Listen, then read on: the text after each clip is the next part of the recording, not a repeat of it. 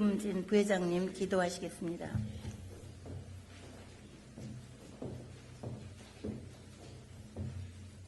기도하시겠습니다. 우리의 삶의 주인이신 주님, 2015년 한 해를 시작하면서 경기연합회 새해맞이 예배를 드리는 이 시간 주님의 사랑에 감사드립니다. 지난 한 해 주님의 길을 따르고자 분주한 발걸음으로 옮겼지만 아프고 고통받는 이웃을 위로하는 일에도 목마르고 배고픈 이웃과 나누는 일에도 부족함이 많았음을 고백합니다. 주님, 우리의 허물을 불쌍히 여겨 주옵소서. 메마른 우리의 심령에 생명의 빛으로 오신 주님, 오늘 이 시간 우리 경기연합회 여신도의 임원들이 주님께서 우리에게 주신 사명을 새롭게 깨닫고 결단하는 시간이 되게 하옵소서. 세상의 폭력과 불의 앞에서 참된 믿음과 용기를 갖기 원합니다. 우리 여신도가 하나님과 세상 앞에 참여하는 교회를 위해 합심하여 기도하게 하시고 이웃과 세상을 향한 정의와 평화의 불꽃이 되기를 원합니다. 거룩하신 주님, 주님에 대한 사랑과 믿음으로 향유를 드린 마리아처럼 우리도 주님을 사랑하며 따르기를 원합니다. 나에게 가장 소중하고 값진 것을 주님께 드릴 수 있기를 원합니다. 이웃을 위한 우리의 작은 봉사와 헌신이 주님께서 이루기를 원하시는 놀라운 일에 쓰여지게 해 주십시오. 일상에서 행해지는 작은 일 하나까지도 언제나 주님을 향한 사랑의 표현이 될 수 있도록 이끌어 주시옵소서. 기후변화로 어려움을 겪는 세계 곳곳의 이재민들과 전쟁과 테러로 고통받는 난민들을 위로하시고 한반도의 탈핵과 평화를 기원하며 박근혜 대통령과 위정자들이 하나님을 두려워하고 국민을 위하는 올바른 정치를 할 수 있도록 기도하는 저희들 되게 해 주시옵소서. 이제 우리 주님의 말씀을 선포하시는 이운삼 목사님과 함께 하셔서 그 말씀이 우리를 변화시켜 여신도의 임원으로서의 사명을 깨닫고 주님의 말씀 안에서 살아가게 하시옵소서. 또한 임원 교육 시간과 사모님들과 정을 나누는 시간에도 주님이 함께 하셔서 마치는 시간까지 행복하고 따뜻한 시간 되게 하옵소서. 예수님의 이름으로 기도드립니다.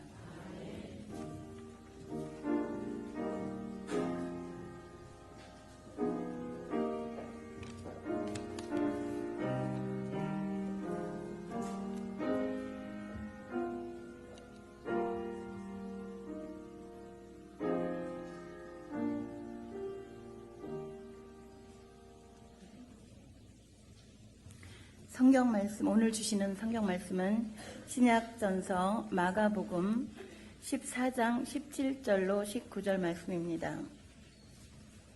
순서지를 보시고요. 제가 봉독해 올리겠습니다.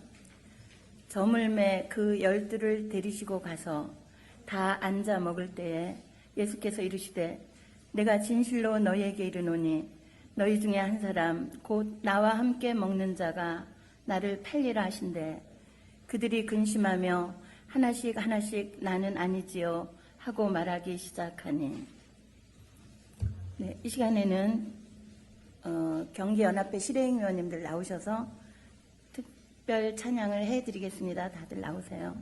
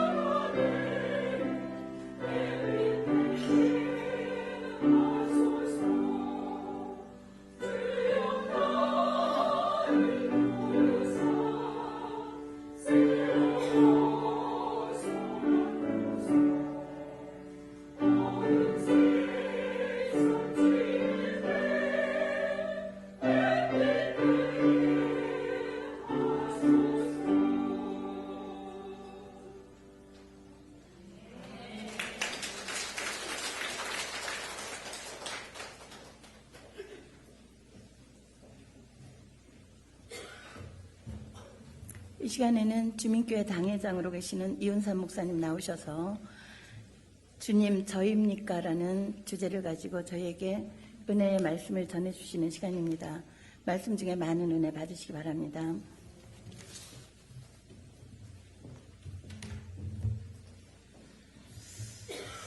우리 경기 여신대연합회가 함께 모여서 신년 할애회를 우리 주민교회에서 하게 된 것을 저희는 굉장히 기쁘게 생각하고 또 뜨거운 마음으로 환영을 드립니다. 우리 여신도회 경기연합회는 행복한 여신도회 같습니다. 오늘 전국연합회 회장님도 오셨고 총무님도 오셨고 스텝 목사님들 또 배단지 관장 목사님 또 세가정사 총무님까지 이렇게 한 번에 다 출동한 예가 사실은 많지 않은데 경기연합회를 특별히 사랑하셔서 함께 이렇게 새해를 시작하는데 기도할 수 있고 예배를 드리게 되어서 너무나 하나님 앞에 감사를 드립니다. 올 한 해 우리 경기연합회의 모든 그 교회들이 정말 행복하고 여신도회를 통해서 교회가 더욱더 부흥하고 성숙하는 그런 한 해가 됐으면 좋겠습니다. 우리 모두가 그런 마음으로 기도하고 또 찬양하고 오늘 여신도의 실행위원들이 찬양 드린 것처럼 한 해를 정말 어두운 세상에서 우리가 밝은 햇빛으로 살아가는 그런 기도, 그런 마음, 그런 자세로 한 해를 시작한다면 하나님께서 우리에게 우리 본질 속에 빛을 주신 겁니다. 그리스도 우리가 믿는 이상 우리는 이미 빛이기 때문에 세상이 아무리 어두워도 빛이 있는 순간 어둠은 자연스럽게 물러가게 되어 있습니다. 오늘 한 해가 참 만만치 않을 텐데요. 우리 개인의 삶이나 교회적인 상황이나 사회 역사적인 조건이 만만치 않을 텐데 두려워하지 않을 것은 우리가 그리스도를 믿는 순간 우리는 자동적으로 빛이기 때문에 어둠을 극복할 능력이 주어지는 겁니다. 올 한 해 가운데 우리의 삶 속에서 이런 역사가 반드시 이루어질 줄로 믿습니다. 오늘까지 우리의 삶을 들여다보면 세계 역사는 모든 것이 다 힘 위주였습니다. 힘, 권력, 이성 이런 것들이 수천 년 동안의 인류 역사의 특징이었습니다. 왜냐하면 자연과 싸워야 됐고 맹수와 싸워야 됐고 강한 이민족의 침입으로부터 자기네 종족을 보호하려면 여성보다는 남성의 전투력이 더 중요시되어 왔기 때문에 모든 것이 남성 위주였습니다. 그 남성이 지배하는 자였고 여성은 거기에 종속된 그런 위치. 그런 남성성의 가장 큰 특징은 이성을 중심으로 한 과학기술의 발전, 이런 것들이 현재까지 인류의 큰 특징입니다. 한마디로 남성 위주의 역사였습니다. 그렇게 살아오다 보니까 오늘 우리의 현실을 바라볼 때 그런 흐름들이 굉장히 좋은 장점도 가졌지만 이대로 계속 가다가 결과가 행복해질까? 정말 유토피아가 이루어질 수 있을까? 수많은 미래학자들의 결론은 이 상태로 가면은 미래가 어둡다는 겁니다. 두렵다는 겁니다. 행복보다는 파멸에 이를 가능성이 훨씬 많다는 거죠. 그래서 유토피아보다는 디스토피아라는 전망이 더 우세하게 되는 겁니다. 그래서 수많은 사람들이 이제까지의 인류 역사의 흐름과는 다른 성격으로 종합되어야 된다. 그것은 힘이 아니라 아름다움. 아름다움은 꼭 예쁘다는 게 아닙니다. 아름다움. 그리고 권력과 지배보다는 섬김. 과학기술의 이성보다는 감성. 그걸 통칭해서 남성성에 비해서 여성성이라고 말하는 거죠. 앞으로 인류 역사의 큰 구원은 어디서 오느냐? 남성성이 무가치하다는 것이 아니라 지금처럼 그렇게 일방적이어서는 안 된다는 겁니다. 남성과 여성이 한 마음과 뜻을 이루었을 때 가정을 이루고 구원이 이루어지는 것처럼 세계 모든 구조와 제도 속에 남성성과 여성성이 같이 연대하고 같이 호흡을 맞출 수 있을 때 우리가 진정한 구원에 이를 수 있는 거다. 그래서 여신도회가 중요한 겁니다. 오늘 우리 기장 여신도회는 전국에 저렇게 연합회가 쫙 있죠. 이런 여신도회가 하나로서만 존재하는 것이 아니라 같이 힘을 합하고 뜻을 합하고 협력할 때, 그래서 연합회가 이루어질 때 진정한 주님의 뜻을 구현해낼 수 있다는 것이 우리의 신앙 고백입니다. 왜냐하면 복음은, 하나님 나라는 본질적으로 개체가 아니라 같이 더불어 살아가는 것이 하나님 나라의 가장 큰 특성이기 때문입니다. 우리가 예수 믿을 때 내가 예수 믿는 거예요. 근데 그 예수 믿는다는 것을 실천해 갈 때는 나 혼자가 아니라 내 옆에 있는 사람과 같이 손을 잡고 이루어가는 것이 하나님 나라의 운동이에요. 그래서 기독교 신앙은 집에서 나 혼자 믿을 수도 있지만 왜 굳이 교회에 나옵니까? 교회에 나와서 공동체를 이루어갈 수 있을 때 진정 복음을 실현할 수 있기 때문이에요. 예수님도 제자들 데리고 다니면서 하는 게 더 힘들었어요. 혼자 하는 게 속 편해. 그러나 꼭 12명의 제자들, 70명의 제자들, 더 많은 군중들을 같이 가는 거예요. 그게 더 어렵고 귀찮고 속상합니다. 그러나 복음은, 예수 그리스도 가르쳤던 하나님 나라 운동의 본질적인 요소는 나 혼자 가는 것이 아니라 더불어 가는 것이기 때문에 중요한 거예요. 그래서 경기연합회가 중요하고 이런 각 지역의 연합회들이 모여서 기장여신대 전국연합회가 대단히 중요한 겁니다. 색깔이 다르지만, 성격이 다르지만 이런 다양성이 함께 모여서 하나의 그리스도를 고백하는 일치를 이뤄간다. 이것이 기독교 신앙의 핵심이 되는 겁니다. 2015년도에 한국교회가 가지고 있는 어떤 과제가 있어요. 주제가 있습니다. 키워드가 있습니다. 그것을 기장과 우리 기장 여신도에는 하나님과 세상 앞에서 참회하는 교회, 이렇게 이름을 붙였습니다. 기장교단과 기장여신도회가 오늘의 한국교회를 바라볼 때 정말 시급하게 해야 될 것이 뭐냐? 그것을 참회라고 보는 겁니다. 오늘 역사 속에서 우리 교단이 속해 있는 한국기독교교회협의회가 작년에 90주년을 맞이했습니다. 90주년의 역사를 통해서 오늘 한국교회가 무엇이 진정한 과제이냐? 그것을 표어로 표현했는데, 흔들리는 교회, 다시 광야로, 이렇게 표현했습니다. 표현은 다르지만 기장교회와 기장여신도에 가지고 있는 문제의식과 상통하는 겁니다. 오늘날 교회가, 한국교회가 흔들리고 있다는 겁니다. 무너지고 있다는 겁니다. 오늘 한국교회가 위기라는 겁니다. 이걸 어떻게 다시 회복할 수 있을까? 그 방법으로 광야로. 광야는 어떤 곳입니까? 불편한 곳입니다. 춥고 덥고 위험하고 고독하고 힘든 곳. 바로 거기서 우리 자신을 다시 하나님 앞에 들여내 보이면서 참여하고 통회하고 회개하면서 새로운 신앙의 결단, 새로운 예수 그리스도의 복음을 우리가 던집지 않으면 지금 한국교회의 위기를 돌파할 수 있는 가능성이 다른 곳에서는 없다. 그것이 한국기독교교회협의회와 한국기독교장로회와 기장의 여신도의 전국연합회가 공통으로 느끼는 문제의식인 겁니다. 오늘 한국교회가 흔들리고 있습니다. 한국교회가 무너져 내리고 있습니다. 제일 중요한 것은 신뢰가 무너지고 있다는 거예요. 최근까지 해마다 여론조사를 쭉 하니까 한국교회를 우리 국민들이 신뢰한다는 사람이 20%가 안 돼. 17, 18, 19 뭐 요 정도에서 계속 왔다 갔다 하고 있고요. 한국교회 못 믿겠어, 못 믿을 집단이야 45%, 48%까지 합니다. 우리 국민들 중에 10명 중에 한국교회를 믿을 수 있다는 사람이 2명도 안 되고 못 믿겠어라는 사람이 5명 정도 된다는 겁니다. 우리가 세상을 향해서 증거하는 수많은 내용들이 있지만 가장 중요한 것은 믿자는 거예요. 우리 신앙하니까 신앙, 믿자는 건데 그 믿자라는 말을 하는 교회의 말을 믿을 수 없다는 게 절반이라는 겁니다.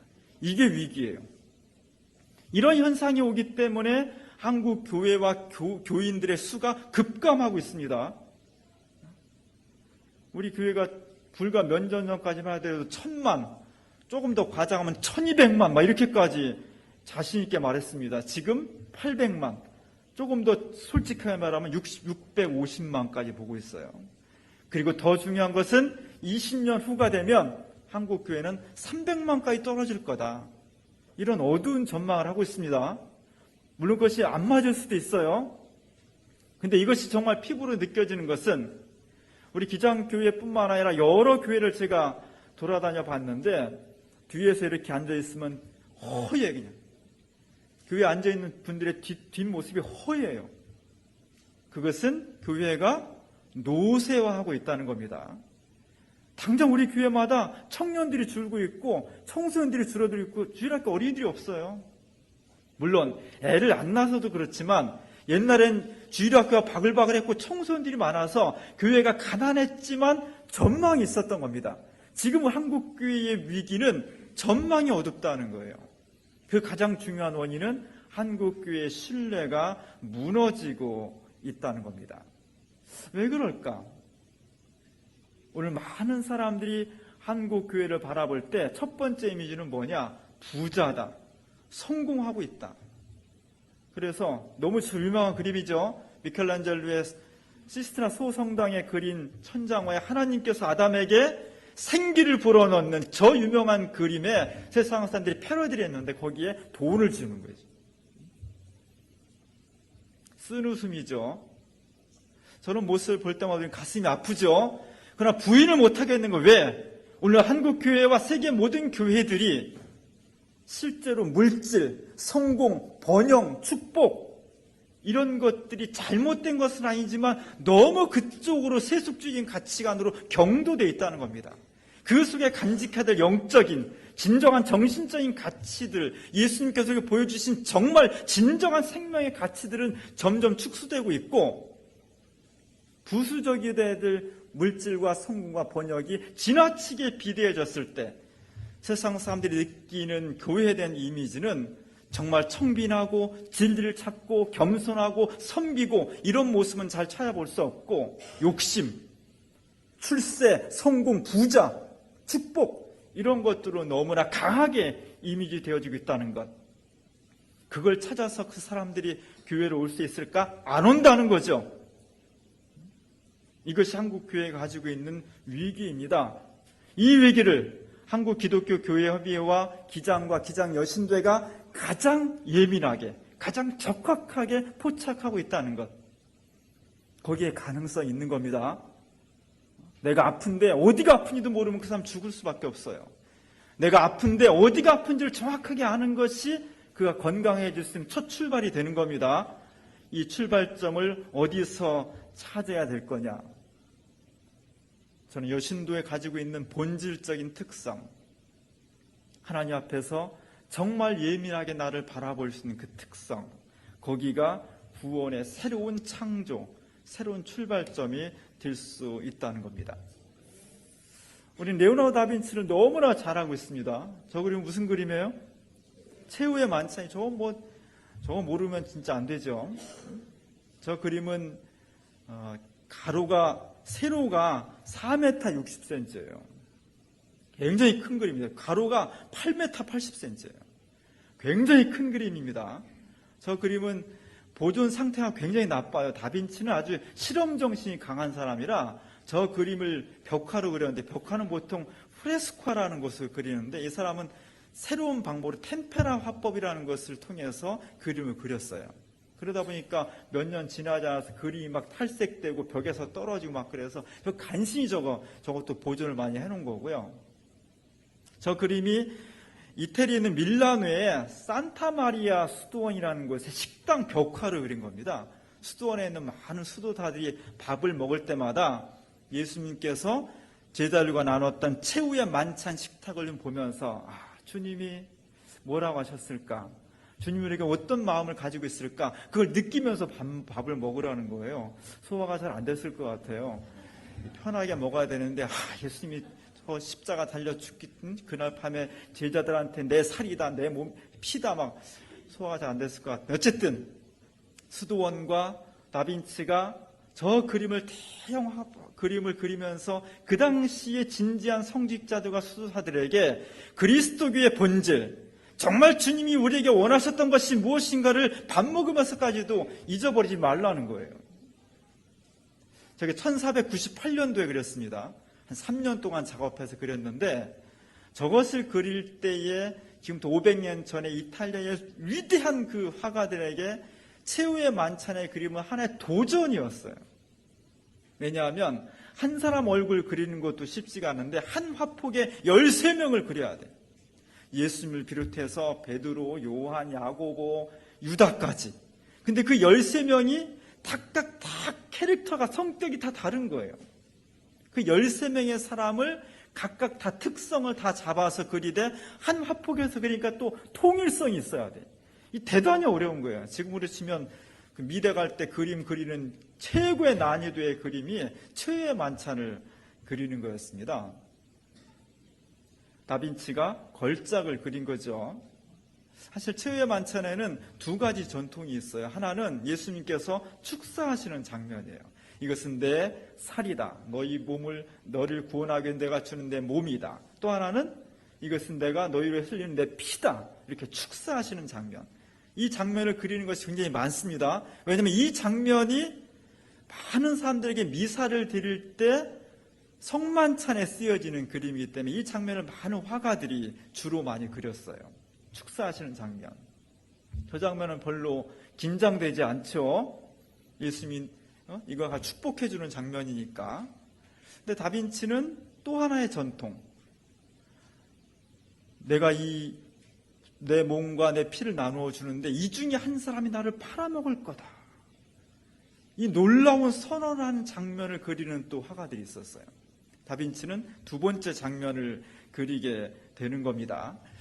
그래서 이 레오나르도 다빈치는 굉장히 뛰어난 사람이었는데 이 사람은 뭐 단순히 화가가 아니라 그림을 잘 그리기 위해서 막 죽은 시체들을 몰래 도굴에다가 해부를 해서 두개골도 해부하고 어떤 사람은 임산부 같은 경우에 아기를 낳지 못하고 죽은 임산부를 그 시체를 가져다가 배를 갈라서 그 아기가 어떻게 모양으로 되니 그걸 다 스케치로 그려놨습니다. 그리고 비행기도 발명하려고 했고 기중기도 발명했고 무기도 발명했고 별의별 걸 다 한 사람이에요. 이렇게 박학다식한 사람을 르네상스적 인간이라고 해요. 다빈치는 르네상스적 인간의 대표적인 사람입니다.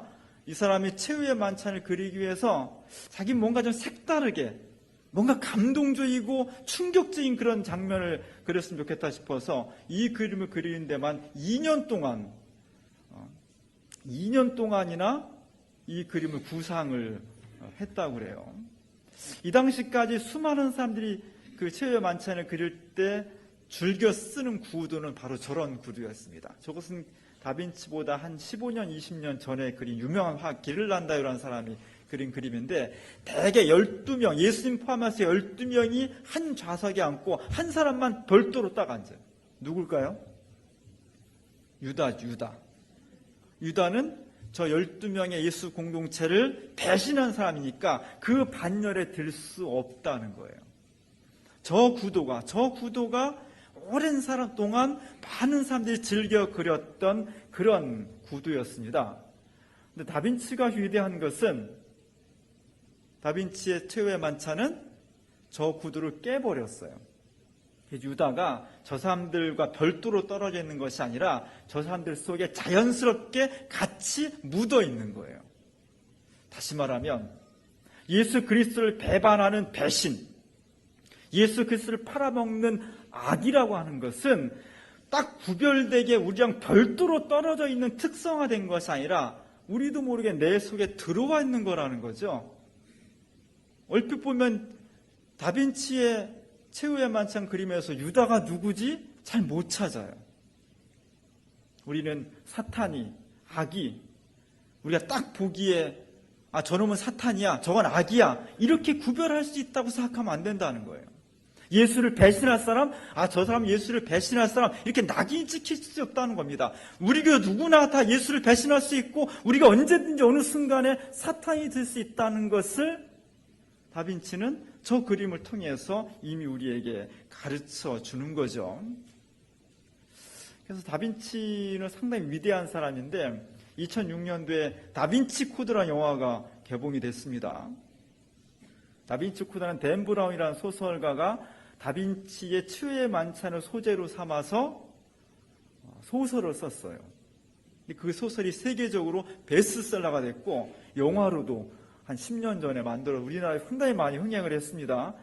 저게 수많은 사람들에게 매혹적이었기 때문에 반대로 또 반대하는 또 집회가 막 열려서 다빈치 코드로 막 저거는 거짓말이다 막 이렇게 시위도 많이 했어요.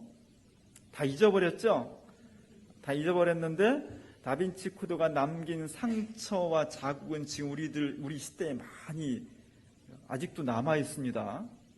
다 지나가 버렸지만 저기서 말하는 중심 주제나 거기서 말하는 신앙의 어떤 불이 상처 이런 것들이 아직도 남아 있어요. 저 소설과 영화가 썼던 가장 중요한 모티브가 다빈치의 최후의 만찬이었습니다. 최후의 만찬에 보면 예수님 옆에 요한이 있어요. 요한. 13명을 그리다 보니까 12명의 제자를 그리다 보면 베드로처럼 막 남성적이고 우락부락한 사람도 있지만 한 명 정도는 여성에 비슷한 사람도 있어야 되는 거예요. 12명 다 그리려면 어떻게 다 똑같이 남자답게만 그려요. 그러다 보니까 항상 기독교 미술 역사에서 요한은 여자같이 그려요. 요한 보고 보면 예수님이 사랑하는 제자였다 이런 표현이 나오고 요한이 늘 제일 젊은 제자였기 때문에 여성같이 그려요. 그런 전통이 있는데 이 댄 브라이어라는 작가는 사실은 그런 것이 아니라 저 요한이 사실은 막달라 마리아였다. 막달라 마리아와 예수님이 연인 사이였기 때문에 저 V자 표시가 여성을 암시하는 거다. 부부를 암시하는 거다. 그래서 저 둘 사이에 아이가 있었고 그 아이가 쭉 지금까지 생존해 있다라는 픽션을 만들어낸 겁니다. 이건 다 거짓말이에요. 사실은 문학적인 상상력이에요. 근데 많은 사람들이 성경 말고 무슨 도마복음 무슨 복음 후대에 많은 위경들이 있는데 그걸 근거로 해서 만들어진 것을 가지고 성경 외에도 다른 성경이 있어 막 이런 그 루머들이 막 생겨난 겁니다. 어쨌든 저렇게 많은 사람들에게 지금까지도 영향을 끼칠 정도로 이 그림이 우리가 중요하게 되는 겁니다. 그 옆에 보면 요한과 베드로와 유다가 같은 무리로 이렇게 한 무리로 세팅이 되어 있어요. 맨 오른쪽에 있는 사람이 요한, 그 다음에 베드로, 그 다음에 유다입니다. 이 사람들이 지금 12명의 제자가 예수님을 주시하고 있는데 예수님께서 폭탄 선언을 하고 있는 거예요. 이 중에 한 사람이 나를 팔아먹을 거다. 이건 정말 놀라운 선언입니다. 예수님 제자들은 예수님이 왜 지금 저런 말씀하시는지 이후에 어떤 일이 벌어질지를 우리는 성경을 읽어 다 알고 있지만 제자들은 아무도 모르고 있는 상황이에요. 이후에 어떤 일이 벌어질지 오늘 예수님께서 왜 식사를 하시면서 이건 내 몸이야 이건 내 피야 왜 저런 말씀하시는지 이해를 잘 못하고 있는 상황에서 그거보다 더 강한 폭탄 선언을 하고 있는 겁니다. 이 중에 한 사람이 다른 사람도 아니고 정말 애지중지 같이 동고동락했던 이 12명 제자 중에 한 사람이 나를 팔아먹을 거다. 여기에 대해서 수많은 제자들이 각각 놀라는 표정을 그 순간을 포착해서 다빈치가 딱 그림으로 잡은 겁니다. 12명이 다 지금 각자의 특색을 가지고 있는데 정말 제가 저 그림에서 제 마음을 강하게 감동시키고 공감할 수 있었던 사람은 저 사람이었습니다. 빌립이에요. 빌립은 그 얘기를 듣고서 자기 손을 모으고 가슴에 갖다 대고 예수님 혹시 저입니까? 이렇게 물어보는 거예요. 사실 빌립은 예수님 팔아먹을 생각도 안 했고 예수 팔아먹을 일이 거기에 하나도 관여하지 않는 정말 떳떳한 사람이에요. 나는 아닙니다. 예수님. 나는 절대로 예수님 팔지 않겠습니다. 베드로는 옛날에 그랬죠. 너 나를 3번 부인할 거다. 다 굴기 전에. 아이고 예수님 무슨 말씀이에요. 저는 절대로 주님을 부인하지 않겠습니다. 그런데 예수님을 부인하고 배신했죠. 거기에 비하면 빌립은 예수님을 배신할 생각도 실제 그러지도 않고 팔아먹지도 않은 사람입니다. 그러나 예수님께서 이 중에 나가 한 명이 나를 팔아먹을 것이다라는 이 무서운 음성 앞에 혹시 내가 아닐까? 혹시 내가 예수를 파는 걸까? 혹시 내가 예수를 배반하지 않는 걸까? 이런 소심함과 두려움으로 주님 앞에 주님 혹시 저입니까? 이렇게 물어보는 장면. 오늘 한국교회가 우리 개인의 신앙도 그렇고 한국교회 신앙도 많은 위기에 처해 있습니다. 여러분 각자 신앙생활을 가만히 들여다보면 불과 10년 전, 20년 전에 내가 정말 교회에 막 목숨 걸고 막 밤이나 낮이나 그냥 열일 제쳐놓고 교회 일이라면 다 뛰어들었는데 지금은 전반적으로 그렇지 않습니다. 요새는 교회 젊은이들이 교사를 구할 수가 없어요. 교사 성가대원을 구할 수가 없어가지고 다 연세 드신 집사님하고 권사님들이 해요. 옛날엔 그러지 않았거든요. 청년들이 다 교사하고 다 성가대하고, 옛날에 정말 교회를 선택할래도 조그만 교회를 선택하는 사람이 꽤 많았습니다. 왜? 큰 교회 가면 할 일이 없어서. 내가 작은 교회에 가야 교사도 하고 청소도 하고 성가대도 하고 내가 뭔가 하나님 앞에서 열심히 일하겠다는 그런 열정과 신앙이 일반적으로 가득 차 있었는데, 지금은 교회를 선택하는 기준이 작은 교회 안 갑니다. 큰 교회 가요. 왜? 그렇게 가야 편하니까. 신앙의 열정과 질이 무지막지하게 많이 축소되어 있다는 겁니다. 우리도 예수님을 끊임없이 그 열정과 사랑 안에서 나도 모르게 조금씩 배신해 가고 있는 겁니다. 오늘 우리가 어떻게 하면은 진정한 한국교회를 새롭게 할 수 있고 나 자신의 삶을 새롭게 할 수 있을까? 그것은 우리 자신이 하나님 앞에서 나도 유다일 수 있다라는 자각을 갖는 겁니다. 유다는 특별한 존재가 아니라는 것. 예수를 배신하고 예수를 팔아먹은 사람이 특별히 저 사람은 배신자라고 날 때부터 그렇게 되어 있지 않다는 것. 우리 모두가 다 그리스도의 제자로서 어느 경우 어떤 계기가 되면 얼마든지 예수를 배신하고 팔아먹을 수 있다라는 그런 긴장감. 그래서 주님 앞에 혹시 내가 예수를 파는 것은 아닐까? 빌립처럼 혹시 주님 제가 저입니까? 정말 두렵고 떨리는 심정으로 제가 주님을 팔고 있지는 않은 걸까요? 제가 예수 이름을 팔아서 내 욕심을 채우는 것은 아닐까요? 제가 예수 이름을 팔아서 우리 교회의 탐욕을 채우는 것은 아닐까요? 이렇게 끊임없이 진지하게 광야 속에서 묻고 다시 성찰하고 다시 자기를 참여할 수 있을 때, 그때 그것이 눈물 섞이고 아프지만 그 속에서 내가 새로워질 수 있고 한국교회가 새로워질 수 있는 단초와 출발점이 생기는 겁니다. 오늘 우리가 주님 앞에 서 있습니다.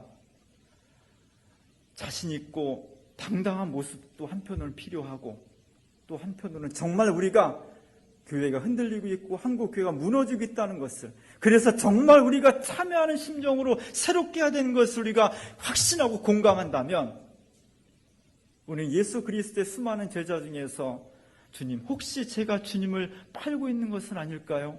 라고 하는 진지한 성찰을, 진정한 질문을 끊임없이 나 자신에게 해낼 수 있을 때, 그러면서 주님 앞에 정말 겸손하게 저에게 힘을 주십시오. 저는 이렇게 연약한 사람이고 이렇게 유다가 될 수 있는 사람인데 우리 주님께 나를 붙잡아 주시고 성령으로 보호해 주시고 주의 인도하심이 없다면 나는 단 한순간도 주님의 제자로서 살아갈 수가 없다는 진정한 고백을 할 수 있을 때, 거기에 참회가 있고 거기에 나 자신과 한국교회를 살릴 수 있는 진정한 출발점이 생기는 겁니다.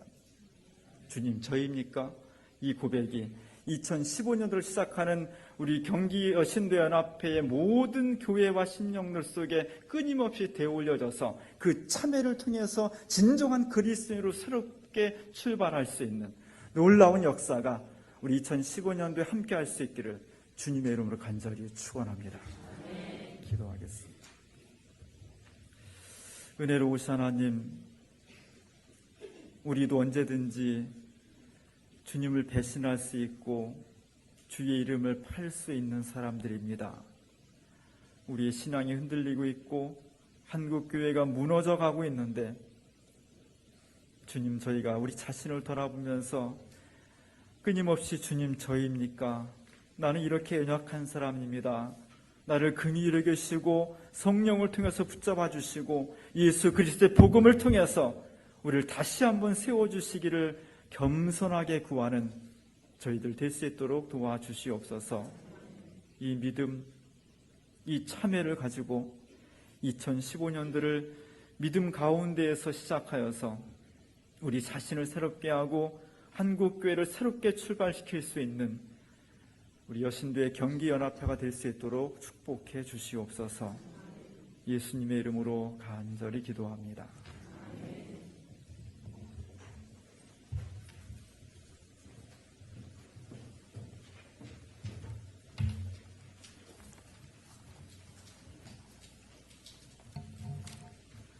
네, 이 시간에는 봉헌 시간입니다. 고연순 회계께서 나오셔서 봉헌 기도해 주시고 헌물 드리는 시간 되겠습니다.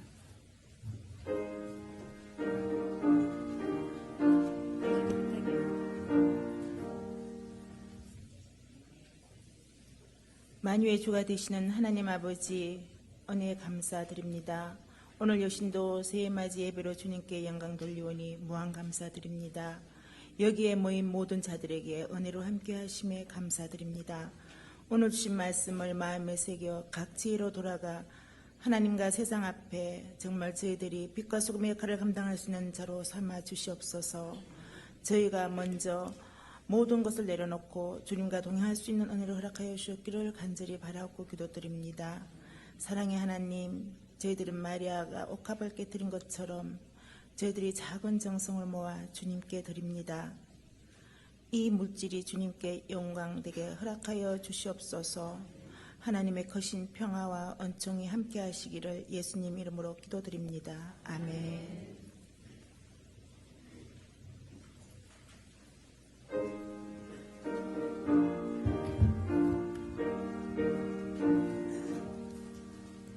내 맘과 정성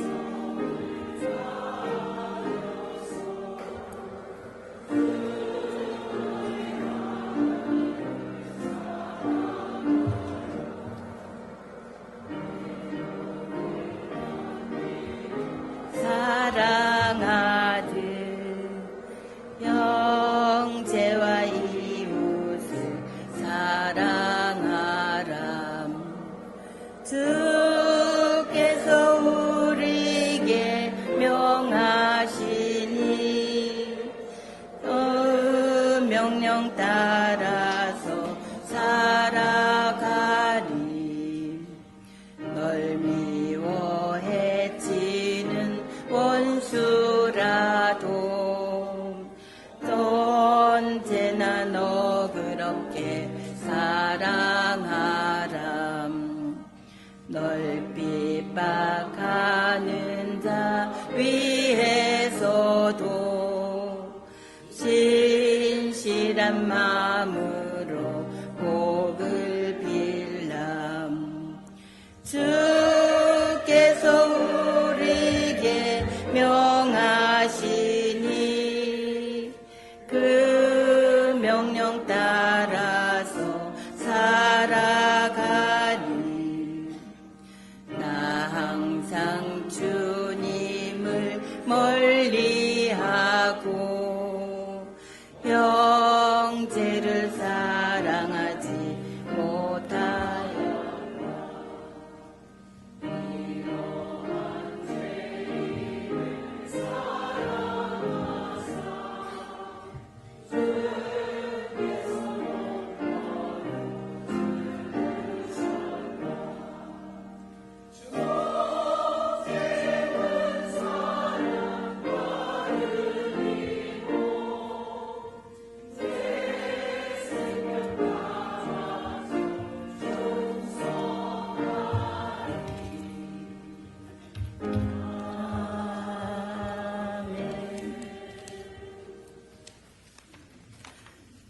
네, 각 뒤회장님들께서는 그 뒤로 나가셔서 옥합 봉헌식을 준비를 해주시기 바랍니다. 이 시간에는 여신대 전국연합회 김가은 회장님 집례로 옥합 헌금 봉헌식을 거행을 하도록 하겠습니다.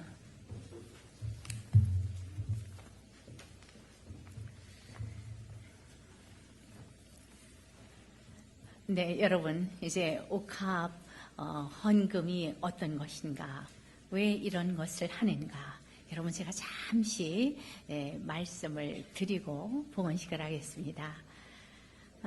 여러분, 옥합 헌금은 1974년, 그러니까 약 한 40년 된 것 같아요.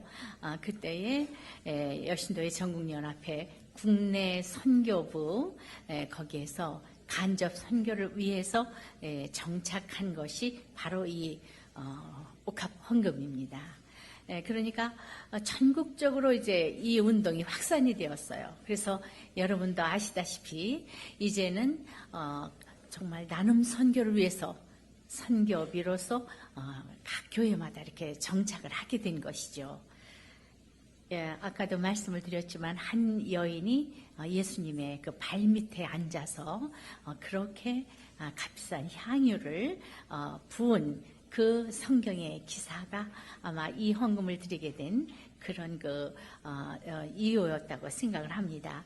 각 가정에서는 그러니까 옥합을 잘 비치를 하셔서 예배를 드린다든가 또 가정에 좋은 일이 있다든가 그리고 또 그 외에 자기의 일상생활에서 조금씩 떼어서 그렇게 가정에서 옥합을 비치를 하면서 거기다 헌금을 하는 것 이것이 이제 우리가 실제의 몸소 생활을 실천하는 그런 과정이 중요하다고 여겨집니다. 한 사람이 이것은 알 수가 없습니다. 그리고 이것은 전 그 큰 일이라는 것은 힘이 모아져야 되는 것입니다. 그래서 한 개인보다는 회원 전체가 함께하여서 이렇게 국내적으로나 국외적으로나 이렇게 사랑을 이웃에게 나누는 어찌 보면 연합 선교의 그 동력이 바로 이 옥합 선교가 아닌가 그렇게 생각을 합니다. 이렇게 주회장님들께서 정성스럽게 촛불을 들고 나오셨습니다. 우리 사모님 어디 가셨나요? 광은교회 사모님? 네, 오셔서 여러분 하나님의 은혜라는 특성을 들려주시고 시작을 하겠습니다.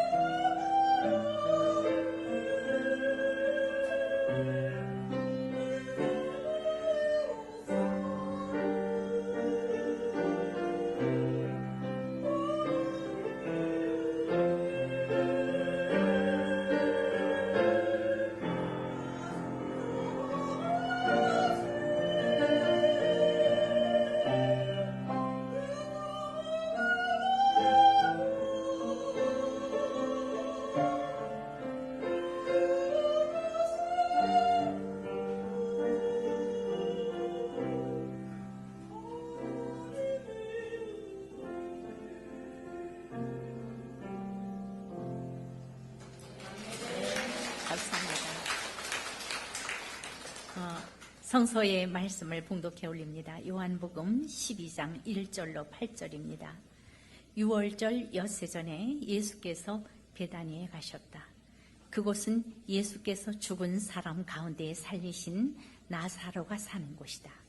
거기서 예수를 위하여 잔치를 베풀었는데 마르다는 시중을 들고 있었고 나사로는 식탁에서 예수와 함께 음식을 먹고 있는 사람 가운데 끼어 있었다. 그때 마리아가 매우 값진 순나드 향유 한 근을 가져다가 예수의 발에 붓고 자기 머리털로 그 발을 닦았다. 온 집안에 향유 냄새가 가득 찼다. 예수의 제자 가운데 하나이며 장차 예수를 넘겨줄 가롯 유다가 말하였다. 이 향유를 300데나리온에 팔아서 가난한 사람들에게 주지 않고 왜 이렇게 낭비하는가? 그가 이렇게 말한 것은 가난한 사람을 생각해서가 아니다. 그는 도둑이어서 돈자루를 맡아 가지고 있으면서 거기에 든 것을 훔쳐내곤 하였기 때문이다. 예수께서 말씀하셨다. 그대로 두어라. 그는 나의 장사날에 쓰려고 간직한 것을 쓴 것이다. 가난한 사람들은 언제나 너희와 함께 있지만 나는 언제나 너희와 함께 있는 것이 아니다. 아멘. 여러분, 이 옥합 헌금은 그러면 어떻게 우리가 준비를 하면 좋겠습니까? 제가 조금 전에 말씀을 드렸습니다. 가정예배나 또 이렇게 가정에서 좋은 일이 있을 때나 그렇게 조금씩 평상시에 하셔도 좋고 또 한 달에 4번, 4주가 있죠. 그러니까 매주일 하루 한 끼 정도 이제 금식을 하시는 거예요. 매주일 한 끼. 그것을 전에 라면 한 봉지 값이 250원이었다고 그래요. 한 주에 250원, 한 달이면 4주. 그러면 250 곱하기 4 하면 1,000원이죠. 네. 그러니까 한 달에 1,000원이에요. 그리고 그것을 1년으로 하면 12달, 12,000원 되는 것이죠. 네, 이렇게 여러분께서 참여를 하실 수가 있고요. 또 그러면 어떻게 활성화하면 좋겠느냐? 여러분, 각 연합회에서 회원들을 이 옥합 회원으로 가입을 시키시는 거예요. 그래서 옥합 봉투도 만들어서 나누어 드리세요. 그리고 새해맞이 예배라든가 지금 경기연합회가 새해맞이 예배 때 이렇게 봉헌을 하지요. 그리고 어떤 그 연합회 가면은 총회 때도 합니다. 그런 이렇게 우리가 드리는 그런 그 의미가 참 남다를 것 같습니다. 그렇게 하면 자 그럼 이 옥합 헌금은 어디에 쓰여집니까? 여러분 10분의 1은 여신도의 전국연합회에서 처음에 이 일을 했지 않습니까? 10분의 1을 전국에 보내주시면 전국에서 선교비로 쓰게 됩니다. 또 10분의 1은 여러분 각 연합회에서 북한 선교를 위해서 기금으로 여러분 쓰시는 겁니다. 그리고 나머지 10분의 8은 연합회 자체 내에 각가지 선교비로 사용하실 수가 있습니다. 그러니까 연합회가 선교를 많이 하시는 것은 회원을 옥합 회원으로 많이 가입시키시는 그런 일이 되겠죠. 네, 그렇게 하시면 훨씬 더 여유가 있으시게 되겠습니다. 이제 어떻게 하는가 하는 것을 여러분 잘 들으셨습니다. 제가 기도 드리면서 이렇게 마무리를 하겠습니다. 사랑의 하나님, 나 자신보다도 나의 속을 더 잘 아시고 나의 생각하는 것까지도 감찰하시는 전지전능하신 하나님, 오늘 경기연합회가 이렇게 새해의 문을 열면서 주님 참으로 이 귀한 주민교회를 통해서 하나님께 예배의 단을 쌓게 하심 감사합니다. 또한 우리가 한 해 동안 각 지회의 여신도회들이 그렇게 각 가정에서 모아온 이 헌금을 옥합 헌금을 하나님께 올려드리게 되오니 하나님 이 헌금이 쓰여지는 곳마다 오병 이어의 큰 역사가 일어나기를 간절히 기도드립니다. 앞으로 계속해서 하나님께서는 우리 예수님을 통해서 이 세상 땅 끝까지 이르러 내 증인이 되라고 하셨습니다. 증인된 삶을 우리가 온전히 잘 감당할 수 있도록 도와주시옵소서. 우리의 생명 되시는 예수님의 이름으로 기도드립니다. 아멘. 네, 회장님들 오래 서 계셨죠? 이제 뒤돌아 서셔서 이제 나가시면 되겠습니다. 네, 여러분들 이 회장님들께서 들고 나가시는 이 촛불은 옥합 헌금이 더욱더 각 지회마다 이렇게 활활 불길이 타오를 수 있기를 염원하면서 이렇게 들고 나가는 것입니다. 더욱 옥합 선교에 관심을 가지시고 그리고 확산될 수 있도록 몸과 마음과 정성과 재물을 다하는 우리 경기연합회 여러분 되시기 바랍니다. 감사합니다. 네, 제가 선 김에 이어서 순서상으로 보니까 또 제가 격려사가 이렇게 붙어 있네요. 네. 여러분, 저는 경기연합회를 처음 와봅니다. 임원되시는 분들은 전국의 행사 때문에 이렇게 한 번씩 인사를 나누곤 합니다만은 지회에 계신 여러분들은 제가 처음 인사를 드립니다. 새해 인사 제가 정식으로 드리겠습니다.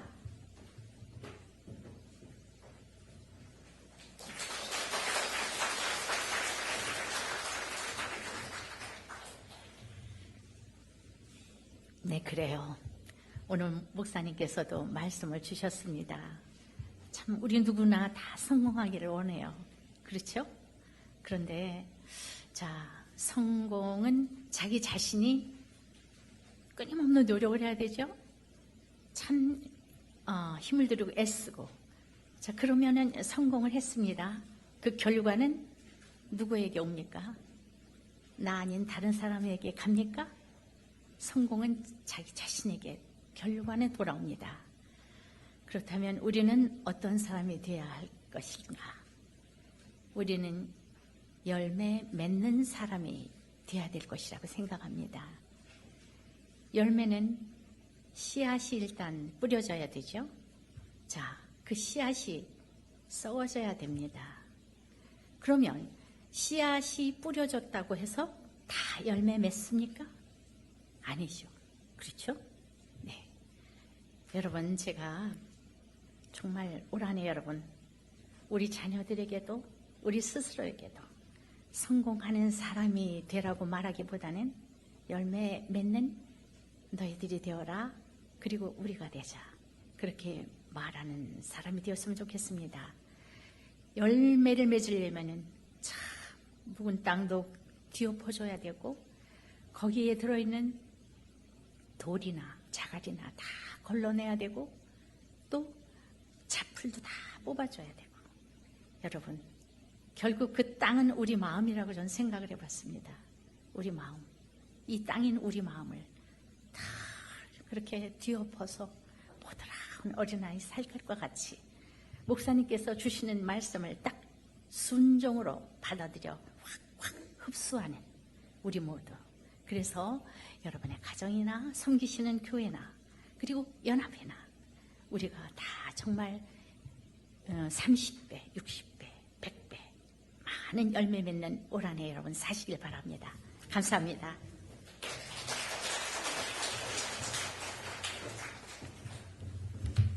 네, 감사합니다. 이번 시간에는 전국연합회 임금란 총무님께서 연합회 소식을 여러분들에게 전해드리도록 하겠습니다. 예, 여러분 인사드리겠습니다. 총무 임금란입니다. 저는 우리 회장님이 우리 경기연합회를 처음 오신 줄 몰랐어요. 이제 5월이면 회장 짐을 벗으시는데 오신 줄 알았어요. 오신 줄 알았어요. 그런데 여러분들이 잘 아시다시피 저희들이 총회가 있다든지 행사가 있으면 이제 시부를 맡고 있는 저는 더 먼 곳, 그다음에 인선총회가 있는 곳 이런 데로 가거든요. 그러다 보니까 경기연합회가 워낙 여기 경기연합회 진경 회장님들 다 앉아 계신데 잘해오셨고 열심히 잘해오시고 또 가깝고 또 여러모로 해나가시는 일에 대해서 저희들이 많이 신뢰감을 갖고 있기 때문에 저희들은 좀 모자란 곳, 먼 곳 이런 이런 데로 간다는 거를 여러분들이 기억해 주시면 고맙겠습니다. 그래서 그 빚을 갚는 심정으로 오늘은 저희들이 한꺼번에 이동을 다 해서 전국연합회 식구들이 많이 왔습니다. 몇 가지 소식을 그래도 왔으니까 전하도록 하겠습니다. 저희도 이제 지난 1월 6일 날 새해맞이 예배, 우리 연합회 실행위원들과 함께 새해맞이 예배 드리고, 그리고 이제 2015년 한 해를 시작했습니다. 그리고 임원 부장 교육이 있었습니다. 오늘 여러분들 와보시니까 교회에서 일상적으로 듣던 설교하고는 조금 다른, 정말 내 가슴을 가슴에 모으고 주님 접니까라고 물으시는 그런 설교 말씀을 들으셨을 거예요. 그러니까 나오시니까 또 다른 설교도 여러분들이 이제 들으시게 되죠. 그래서 연합이라는 게 연합하는 일, 연대하는 일이라는 것이 그 예수님이 가장 원하신 일이었고, 연합한다는 거는 큰 교회가 작은 교회 손을 잡아서 함께 일어나는 거, 그게 연합이에요. 그렇게 해서 역사의 흐름을 이어가는 것, 그게 연합이거든요. 그래서 제가 여신도회한테 지난 3년 반 동안 원했던 것이, 이제 여신도회가 좀 자기 25개 연합회가 내부를 들여다보면서 각 연합회가 활성화 좀 시켜주자. 이제 일도 열심히 하지만 여러분들의 관계를 좀 연합회 실행위원들이라든지 지회와의 관계를 잘해서 서로 손잡고 일으키는 연합회가 되자. 그렇게 계속 강조를 해왔습니다. 경기연합회는 제일 모범적으로 잘하시는 그런 연합회입니다. 그러니까 여러분들이 정말 은총에 감사하면서 서로 연대하고 바로 세워주고 그리고 존중해주고 함께 아픔과 사랑을 나누는 그런 연합회가 되시기를 간절히 원합니다. 22회 금식 선교대회가 2월 24일 화요일에 있습니다. 장소는 말씀 안 드려도 여러분이 잘 아실 것이고, 1월에 마지막 주 화요일에 하다가 2월로 옮겼는데요. 날씨 때문이에요. 그리고 1월에 여러분들 행사가 너무 많고, 그래서 2월에 옮겨놓으니까 눈이 와도 높고 많이 덥지 않고 해서 오히려 좋아하시더라고요. 그러니까 꼭 기억하셔서 금식 선교대회에 오셔서 또 전국에 있는 여신도 회원들이 한데 모여서 찬양도 뜨겁게 부르고 기도도 하고 하는 그런 시간에 함께 동참해 주시기를 바랍니다. 그리고 또 원하기는 여러분들이 경기연합에서 지금 여신도 지도자 교육과정에 많이 오셔서 공부하십니다. 그 지회에서 지도력을 바로 세워주셨으면 참 좋겠습니다. 장로님들도 많이 세워주셨으면 좋겠습니다. 장로님 정도로 세워주시려면은 지금 가지신 지식이나 교양이나 또 여러 가지가 다 되시는 분들을 세워주시죠. 세우시지만 그래도 우리 지도자 교육과정에 오셔서 공부를 좀 하셔가지고 지도력을 더 키우셔서 교회에 섬길 수 있는 그런 여성 지도력을 많이 키워주셨으면 좋겠습니다. 그래서 지금 경기연합회 열심히 하시고 계시거든요. 그러니까 지회에서도 해주셨으면 감사하겠습니다. 늘 다니면 목사님들께 감사를 드립니다. 이제 목사님들이 그 여신도 회원들 격려하고 그래도 나가서 배우라고 해주시고 연대하는 일에 나가라고 보내주시고 하니까 저희들이 연대가 되잖아요. 그러니까 여성 지도력을 잘 키워서 교회도 섬기고 함께 해나가는 그런 일들을 잘 해주셨으면 감사하겠습니다. 그리고 이제 한 가지 안내 말씀드리겠습니다. 여러분들이 전국연합회에 2014년도에 해온 일은 이제 18일 여신도회 주일날 여신도회가 해온 일을 아마 화면으로 간단하게 보실 거예요. 그런데 저희가 사무실을 이전했습니다. 사무실을 이전을 했는데 우리 사무실이 어디였죠? 수유리 아카데미 하우스였죠? 자, 아카데미 하우스였는데 다시 종로 5가로 나왔습니다. 원래 있던 건물 기독교 연합회관의 4층에 총회와 저희 사무실이 4층으로 옮겼습니다. 옮기는 일은 그 여신도회가 혼자 하는 일이 아니고 총회와 같이 상의해서 아카데미 운영을 맡은 사람들이 작년 9월 99회 총회에 헌의를 해서 허락을 받았습니다. 이유는 처음에 우리가 10년으로 위탁을 줬는데 위탁과 임대가 좀 달랐어요. 그리고 위탁을 할 때 우리들이 너무 미숙해서 위탁의 조건들에 대해서 세밀하게 따진다고 했지만 운영하는 입장에서는 성실하게 열심히 잘 운영을 해줬어야 되는데 그 운영이 잘 안 돼서 처음에 한 3, 4년 이후에는 계속 적자를 내게 됐어요. 적자를 냈는데 그 적자 액수가 너무 커요. 그리고 건물도 너무 낡았고 50년 전 건물이니까 계속 리모델링을 해야 되는데 사실은 저희가 그런 기력이 없었어요. 그 건물이 낡았고 그리고 경제적으로도 침체되다 보니까 외국인 관광객들 아니면 국내에서 쓰여지던 이런 그 세미나 하던 그런 모든 일들도 줄었고 해서 그 3, 4년 내에 빚이 굉장히 많이 늘어났어요. 그래서 과연 이렇게 빚이 늘어났는데 이 집을 우리가 여기서 유지를 할 것인가 아니면 임대를 주고 나가서 다시 종로가에 와서 있을 것인가 많이 상의를 하고 의논하고 정말 회의도 많이 하고 굉장히 힘들었어요. 근데 힘든 과정을 거치면서 이사를 하기로 결정을 해서 나왔습니다. 근데 여러분들이 염려를 하시는데 10년 동안 임대를 주고 10년 훌쩍 지나왔어요. 저희들이 이사 간 지 벌써 10년이 돼서 나왔는데 다시 한번 점검해서 다시 또 10년을 주고 이렇게 하기로 했거든요. 그런데 들어오는 사람들이 거기에 거의 90억 정도 투자를 하겠다고 재투자를 해서 리모델링을 해서 사용하겠다니까 그분들도 그 리모델링 비용을 뺄래니까 20년이 갔어요. 그래서 10년씩 점검을 할 거예요.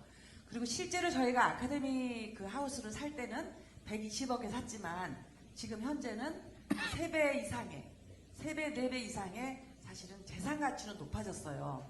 그러니까 높아진 재산 가치에 저희들이 거기서 자꾸 적자가 나서 억억 하는 빚을 어깨에 쥐고는 도저히 안 되겠어서 나왔으니까 혹시라도 여러분들이 열심히 헌금해서 아카데미 하우스 우리의 회관을 마련을 했는데 왜 그렇게 됐을까 하는 염려 하실 것 같아요.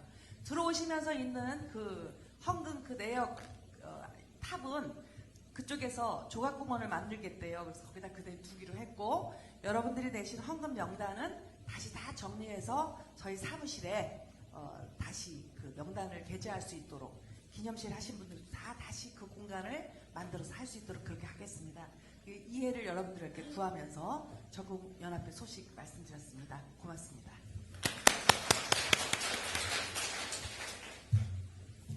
네, 감사합니다. 그 이은금남 목사님께서 말씀하신 것처럼 전국의 연합회가 25개입니다. 근데 그 중에 저희 경기연합회는 굉장히 이렇게 활발하게 열정적으로 일하는 연합회에 속합니다. 그래서 이 모두가 부족한 저희들을 같은 마음으로 협력하시고 도우시는 경기연합회 소속되신 여신도 회원들의 기도와 협조라고 생각을 저희는 합니다. 그래서 여러분들께 다시 한번 이 자리를 빌어서 좀 감사를 드리고요. 저희 연합회가 지금보다도 더욱 성장하고 조금 더 활성화시켜서 좀 조직을 조금 더 제대로 갖추어가는 그런 경기연합회가 될 수 있도록 여러분들이 많이 도와주셔야 됩니다. 그렇게 하실 거죠? 네.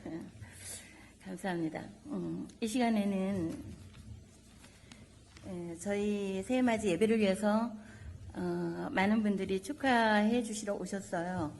그래서 내빈 소개를 드리도록 하겠습니다. 먼저 경기노회 노회장님으로 계시는 김관호 목사님 나오셨습니다. 저희가 시간이 좀 넉넉한 관계로 한 분 한 분 소개를 드리도록 하겠습니다.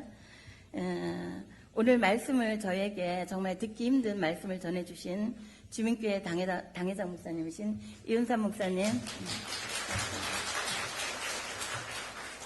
네. 또 저 뒤에 제가 섬기고 있는 저희 광흥교회 이관우 목사님 오셨습니다. 그 옆으로 가나안교회 한신 목사님 오셨습니다. 네, 고맙습니다. 이렇게 고개 돌아서 한번 목사님들 봐주세요. 그 다음에 이은우 목사님 오셨는데 어디 계시죠? 이은우 목사님은 예. 온누리교회십니다. 성남에 있고요. 그 다음에 이주민 동포교회 이종원 목사님 오셨는데, 이종원 목사님 앞에 계십니다.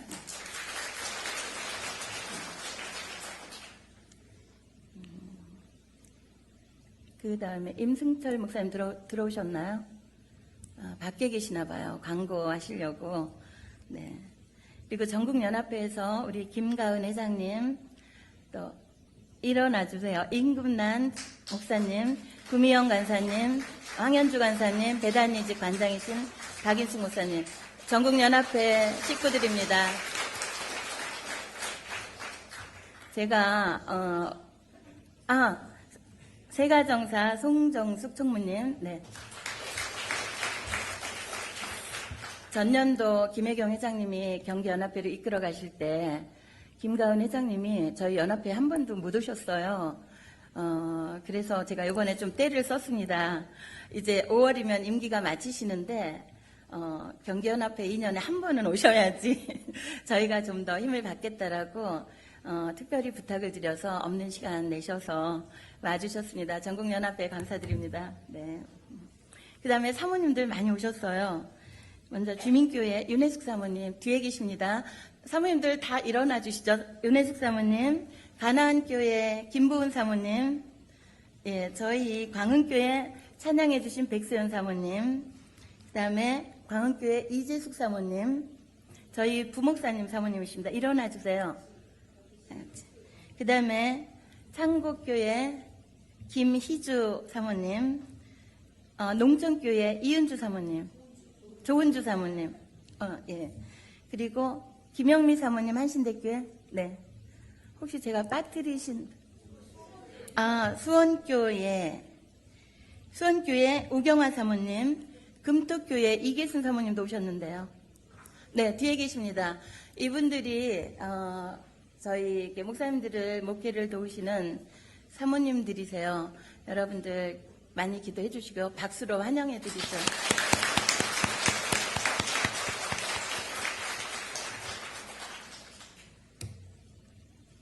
네, 감사합니다. 이 시간은 광고 시간입니다. 광고는 저희 순서지 아래 보시면 있습니다. 제가 읽어드리겠습니다. 예배 순서를 맡아주신 분들과 참석해주신 여러분 모두에게 감사를 드립니다. 그다음에 예배할 수 있도록 장소를 허락하시고 제가 며칠 전에 수요일 날 방문을 했었거든요. 근데 목사님과 사모님을 위시해서 여신도 회원들이 너무 열심히 열정적으로 준비하시는 모습을 뵙고 제가 감동을 받았어요. 그래서 정말 이렇게 저희를 위해서 장소와 또 그리고 여러 가지 준비상 또 맛있는 식사를 제공해 주시는 이은삼 목사님과 주민교회 당회 그리고 주민교회 여신도회 그리고 전도사님 수고해 주신 두 분 전도사님께 감사를 드립니다.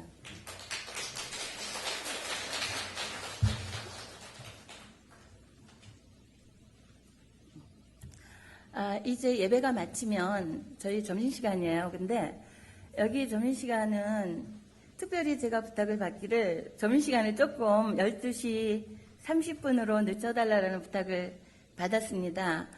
그래서 여기를 저희만 사용하는 게 아니고 1차 식사를 하시는 분들이 계세요. 그래서 양해를 좀 해주시고요. 이 시간에는 여러분들께 또 인사드리고 싶어하는 분들이 계세요. 그래서 오늘은 잠깐만요. 식사 시간은 그래서 12시 30분부터 1시 20분까지 옆에 가시면 준비가 되어 있고요. 사모님들은 2층, 한층 올라가시면 사모님, 목사님들,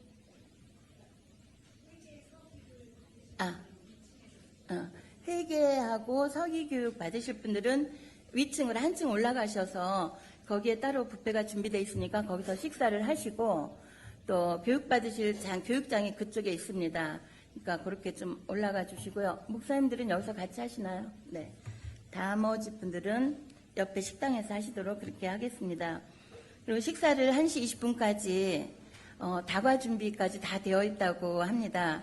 그래서 드시고 각각의 교육장으로 1시 20분까지 가시면 되겠습니다. 그래서 맨 앞장을 보시면요. 회장 교육은 우리 임금란 목사님께서 맡아주실 겁니다. 여기 본당입니다. 각 지회 회장님들께서는 식사하시고 이 자리로 오시면 됩니다. 그 다음에 서기 교육은 구미영 부장간사님께서 맡아주실 텐데요. 식사 마치시고 바로 그 옆에 명상 예배실 있습니다. 그리로 가시면 되고요. 그 다음에 회계 교육은 역시 한층 올라가시면 청소년부실에서 황현주 목사님이 담당을 해주실 겁니다.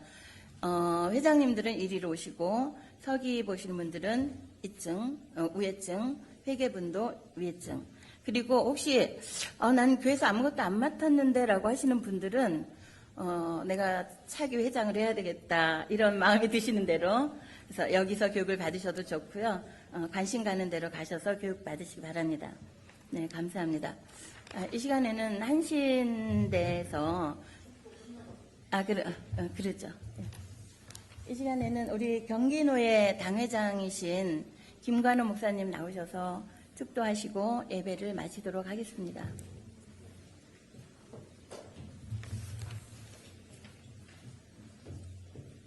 이제는 우리 주 예수 그리스도의 은혜와 아버지 하나님의 무한 극진하신 사랑과 성령님의 감화감동 인도하심의 역사가 새롭고 신실한 마음으로 교회를 받들고 노예를 받들고 총회를 받들고자 마음 먹고 다짐하는 우리 경기연합회 여신도 회원 머리머리 의회와 임원의회와 총회 여신도 연합회 위원회에 이제로부터 영원히 함께 하시기를 간절히 축원합니다.